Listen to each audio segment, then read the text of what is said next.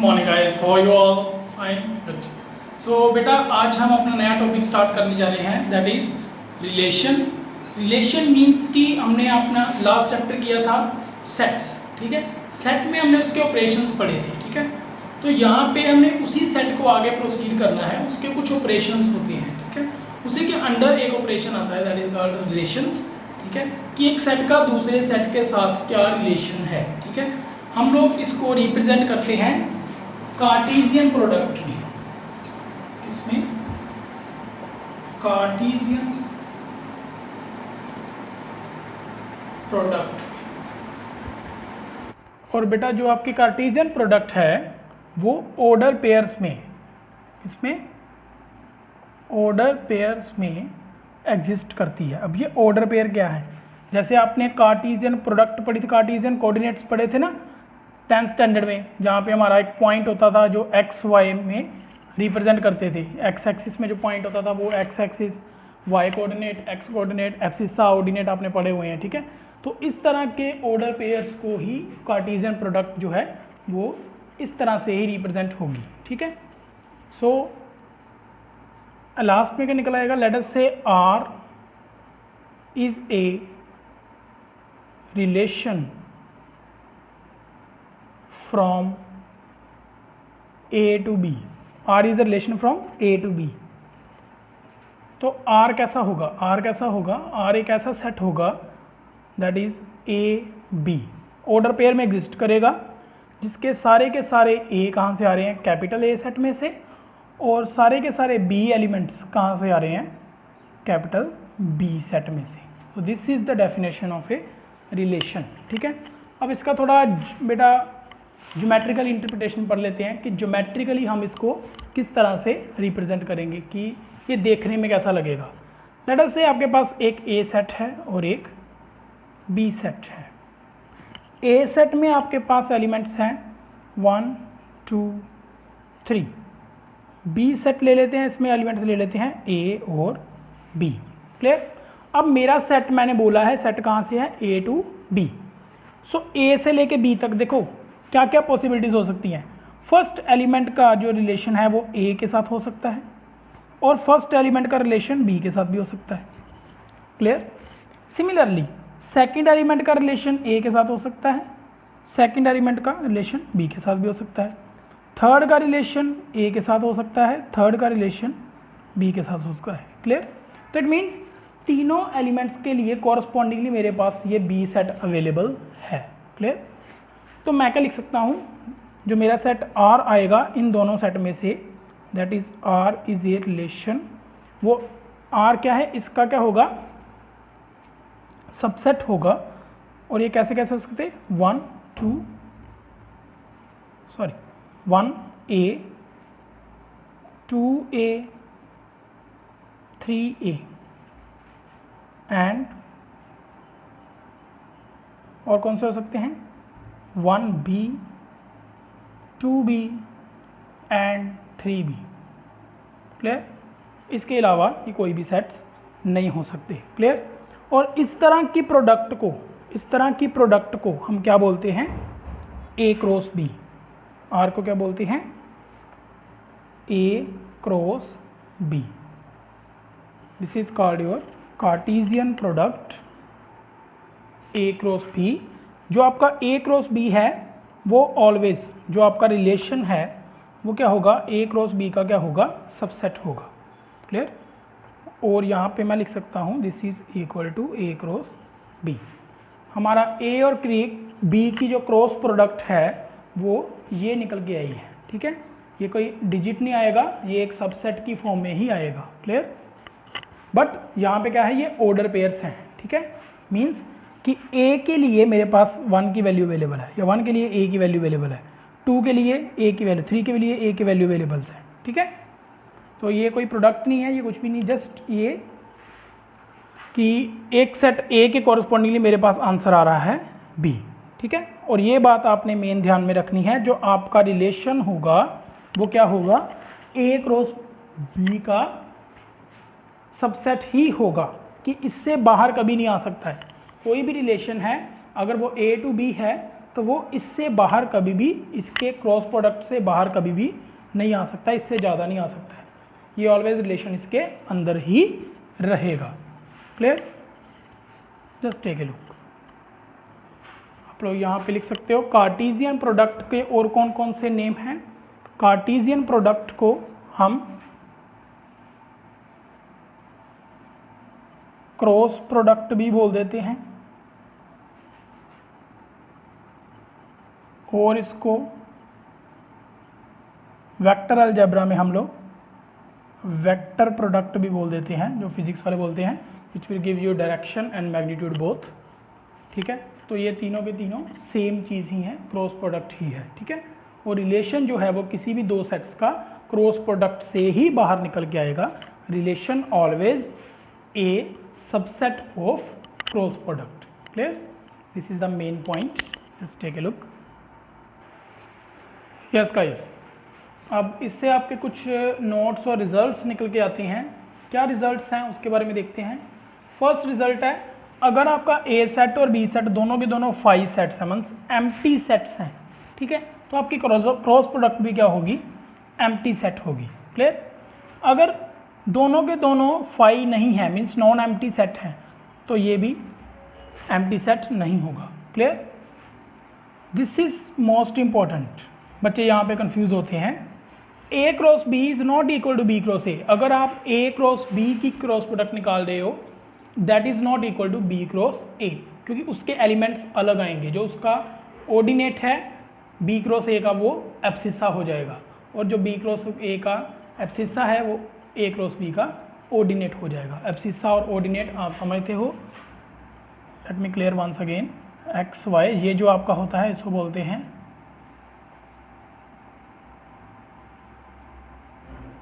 Abscissa, और इसको हम बोलते हैं ordinate. Clear? So next is, this is also very important, कि total number of cross product में कितने एलिमेंट्स हो, कितने ऑर्डर पेयर्स एग्जिस्ट कर सकते हैं। अगर हम ए के लेटर से ए में 5 एलिमेंट्स हैं, ठीक है, और बी में 3 एलिमेंट्स हैं, तो ए क्रॉस बी में कितने ऑर्डर पेयर्स आएंगे, उसके एलिमेंट्स तो ऑर्डर पेयर्स ही होंगे ना। ठीक है, तो कितने आएंगे, दोनों को मल्टीप्लाई कर दो, दैट्स इट। ठीक है, दोनों को क्या कर दो, मल्टीप्लाई कर दो, m into n, total number of elements in A cross B. If A is equal to m elements हैं और b is having n elements, तो दोनों के कितने एलिमेंट्स आएंगे, m क्रॉस n। उसमें कितने ऑर्डर पेयर्स एग्जिस्ट कर सकते हैं, दोनों को मल्टीप्लाई कर देंगे। ठीक है, हमने लास्ट एग्जाम्पल में इसको प्रूव भी किया था। ठीक है, अभी मैंने जो पीछे करवाई थी। If A is equal to B, अगर दोनों बी इक्वल हो जाते हैं सेट्स, तो उसकी क्रॉस प्रोडक्ट आप ए के स्क्वायर के इक्वल और बी के स्क्वायर के इक्वल, दोनों में किसी के भी स्क्वायर के इक्वल लिख सकते हो। Clear? Just take a look. See guys, अब हम बात करने जा रहे हैं इक्वालिटी ऑफ ऑर्डर पेयर्स की। Equality of order pairs means अगर x y is equal to किसी x1 y1 के इक्वल है, तो आपका कॉरस्पॉन्डिंग ऑर्डर पेयर्स क्या होंगे, इक्वल होंगे। तो लेट अस से यहाँ पे आपका x प्लस 3 किसके इक्वल आएगा, 6 के, एंड 2x प्लस वाई किसके इक्वल आएगा, 5 के। तो यहाँ से आपकी x की वैल्यू आ गई 3, x की वैल्यू यहाँ पे फिल करेंगे 6, और y की वैल्यू आ जाएगी -1। Clear? So this is all about equality of A set. Second हम प्रॉब्लम डिस्कस करते हैं। लेट अस से आपके पास एक सेट है 1 2 3, और B हम कोई सेट ले लेते हैं ओड नंबर्स का 5 7 एंड 9। क्लियर? अब आप मेरे को बता सकते हो, कैन यू गेस कि इसके A क्रॉस B के कितने एलिमेंट्स आ सकते हैं, नंबर ऑफ एलिमेंट्स अगर आपने फाइंड करने हो।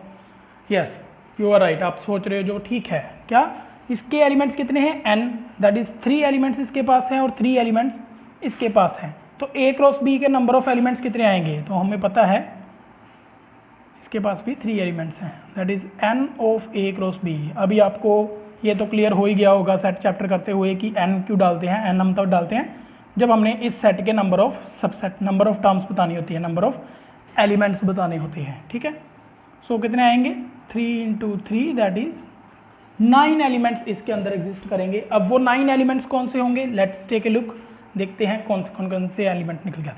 तो देखो लिखना कैसे है बेटा, यहाँ पे बच्चे कंफ्यूज हो जाते हैं, ठीक है, ये ध्यान से देख लेना लिखना कैसे है। अब सबसे पहले 1 को फिक्स कर दो, ठीक है, क्या किया 1 को हमने फिक्स कर दिया। 1 के 1 5 1 7 1 9, ठीक है, 1 को फिक्स करके तीनों नंबर लिख दिए। सिमिलरली अब आपने क्या करना है, 2 को फिक्स कर दो, 2 5 2 7 2 9। देन आप 3 को फिक्स कर दो, 3 5 3 7 3 9। सो देख लो, काउंट कर लो, 3 3 6, that is total number of कितने आ गए हमारे पास एलिमेंट्स इसके अंदर आ गए, दैट इज 9 एलिमेंट्स। ये आपका हो गया A क्रॉस B। अब हमने एक रिजल्ट किया था कि A cross B is not equal to B cross A, तो हम निकाल के देख लेते हैं कि whether that result is true और फॉल्स, ठीक है, चेक करना भी तो बनता है ना हमारा फर्ज कि ये रिजल्ट ट्रू भी है कि फॉल्स ही है, चेक कर लेते हैं। तो A क्रॉस B हमने निकाल लिया, ये एलिमेंट्स थे। B क्रॉस A निकालते हैं, तो B क्रॉस A निकालने के लिए पहला एलिमेंट मेरे को B का रखना पड़ेगा, ये ध्यान रखना है आपने। A क्रॉस A निकालने के लिए पहला एलिमेंट A का आएगा, B क्रॉस A निकालने के लिए पहला एलिमेंट B का आएगा। तो B का हमने 5 फिक्स कर दिया भाई, 5 के पास तीनों लिख दो, 5 1 5 2 5 3 7 1 7 2 7 3 9 1 9 2 9 3। This is all about B cross A, ठीक है। अच्छा बच्चे यहाँ पे कंफ्यूज हो जाते हैं कभी कभार कि सर 1 5 और 5 1 जब हम सेट में लेते थे, जब इसको सबसेट काउंट करते थे, तो 1 5 और 5 1 इक्वल होता था ना। तो बेटा this is not a subset, clear, this is a cross product. यहाँ पे क्या है डिफरेंस कि लेटर से अगर कोई रिलेशन है, ठीक है, मैं अगर बात करता हूँ, अब रिलेशन की अगर एक एग्जांपल ले लेते हैं, let R is a relation that 2x plus y is equal to 3, 2x plus y is equal to 3, ये रिलेशन है, ठीक है। या इसको हम अगर दूसरी तरह से लिखना चाहे तो मैं क्या लिख सकता हूँ, that is y is equal to 3 minus 2x। मतलब मेरे y की वैल्यू कब आएगी, जब मैं 3 में से किसी एक नंबर का डबल करके माइनस कर दूंगा, ठीक है, किसी एक नंबर का डबल करके 3 में से माइनस कर दूंगा तो मेरे y की वैल्यू आ जाएगी, ठीक है। सो ये रिलेशन हो गया इसके अंदर, ठीक है। तो देखो इसको कैसे लिख सकते हैं, अगर लेट अस से x इक्वल्स टू, मैं 0 फिल करता हूँ, लेट x इक्वल टू 0, तो y की वैल्यू आ जाएगी 3। एक और ले लेते हैं, x इक्वल टू मैं 1 फिल करता हूँ, y की वैल्यू आ जाएगी 1, ठीक है। x इक्वल टू अगर मैं -1 फिल करता हूँ तो y की वैल्यू आ जाएगी 5, ठीक है। तो अब देखो रिलेशन क्या निकल के आ रहा है, मैं इसको A क्रॉस B की कैटेगरी में रखूँगा, ठीक है। अब A क्रॉस B क्या निकल के आ रहा है, ठीक है। पहला मैंने x 0 रखा, y की वैल्यू 3 आई, फिर मैंने x 1 रखा, y की वैल्यू 1 आई, फिर मैंने x -1 रखा, y की वैल्यू 5 आई। अब मैं ये तो नहीं ना कह सकता हूँ कि x में 3 फिल करूँगा और y की वैल्यू 0 आएगी, करके देख लो, x 3 फिल करोगे तो y की वैल्यू कुछ और आएगी, ठीक है, this is -3, clear. So they are not equal, they are not equal. तो 0 3 3 0 रिलेशन और फंक्शन में आपका इक्वल नहीं चलेगा, हाँ सबसेट में आप इसको इक्वल कंसीडर कर सकते हो, ठीक है। Just take a look, see guys, next is Cartesian product of 3 sets. अगर आपके पास 3 सेट आ जाते हैं, ठीक है, A B और C, तो वो कुछ इस तरह से आएंगे। Let's take an example. तो आपने फाइंड करना है A cross B cross C, ठीक है। तो हम इसको कैसे लिख सकते हैं, A क्रॉस B का क्रॉस प्रोडक्ट थर्ड सेट के साथ, दैट इज C। और आप इसको कैसे लिख सकते हो, A cross B cross C, ठीक है। तो इससे हमें ये क्लियर हो जाता है that this cross product is associative in nature, ठीक है। तो ये क्या होगी, associative in nature. Look at here. So आप जैसे मर्जी प्रोसीड कर सकते हो, चाहे पहले ए बी की क्रॉस प्रोडक्ट निकाल लो, जहाँ बी सी की निकाल लो। तो हम ए बी की क्रॉस प्रोडक्ट निकाल लेते हैं। 4 एलिमेंट्स आएंगे, एग्जिस्ट करेंगे। कौन कौन से? 1 3 1 4। वैसे वही पैटर्न याद रखना फिक्स करके, 2 3 एंड 2 4। क्रॉस जो आपका सी कौन सा सेट था? 6 7। क्लियर? यहाँ पे भी चेंज कर लेते हैं, ए क्रॉस बी क्रॉस सी।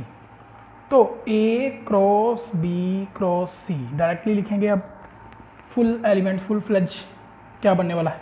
पहला एलिमेंट 1 3 फिक्स कर लेते हैं, उसको इन दोनों के साथ लिखेंगे। क्या है? 1 3 6 एंड 1 3 7। देन 1 4 फिक्स कर लो, 1 4 6 एंड 1 4 7। देन 2 3 फिक्स कर लो, 2 3 6 एंड 2 3 7। 2 4 फिक्स कर लो, 2 4 6 एंड 2 4 7। सो ये आपकी क्रॉस प्रोडक्ट आ गई ए बी सी। ठीक है, तो इसमें भी सेम फंडामेंटल रूल लगेगा। तीनों के तीनों एलिमेंट्स को आप मल्टीप्लाई कर लो, तो 2 × 2 × 2 that is equal to 8। 8 elements इसके आ जाएंगे। नंबर ऑफ एलिमेंट्स क्या आएंगे? Number of elements is equal to n of A into n of B into n of C. We will get 2 × 2 × 2 which is equal to 8. ठीक है, तो ऐसे ही आप अगर let us say we have let A1 A2 A3 A4 so on AN sets are there, then इन सभी sets की जो cross multiply होगा, A1 cross A2 cross A3 cross A4 so on AN, तो हम इसका भी क्रॉस प्रोडक्ट निकाल सकते हैं। ये जस्ट फॉर योर नॉलेज है। तो इसको हम कैसे लिख लेते हैं? शॉर्टी फॉर्म में दिस इज इक्वल टू है, हम लिखते हैं पाई है, but this is a symbol of multiple multiplication, cross multiplication. Pi of n equals to 1 2। यहाँ पे हम r कर लेते हैं कि अगर किसी r तक जा रहा है ये, n equals to 1 to r। ठीक है, तो सीनियर क्लासेस में आपको ये फंक्शन भी दिखेगा, मल्टीप्लिकेशन फंक्शन है ये। ठीक है, just take a look. So guys, इसी के साथ हमारा ये टॉपिक कंप्लीट हो रहा है, जिसमें हम क्रॉस प्रोडक्ट के बारे में पढ़ा है। ठीक है, so cross product help us to justify a relation and define a relation. ठीक है, कोई भी रिलेशन हम क्रॉस प्रोडक्ट से ही फाइंड आउट करेंगे। तो इस वीडियो में हमारा जो मेन रिजल्ट निकल के आ रहा है, that is that relation is a cross product of 2 sets. Clear? जो कोई भी रिलेशन है वो सबसेट है किसी क्रॉस प्रोडक्ट का। ठीक है, ये आपका मेन रिजल्ट निकल के आ रहा है। ठीक है, ये याद रखना है आपने, दिस इज वेरी हेल्पफुल। और क्या निकल के आया हमारा? Number of subset, number of terms A cross B की हम कितने फाइंड कर सकते हैं। Clear? That is their product. Clear? I hope you like the video, watch it again and again and practice the other sums related to the video. Have a nice day. Thank you. Bye bye.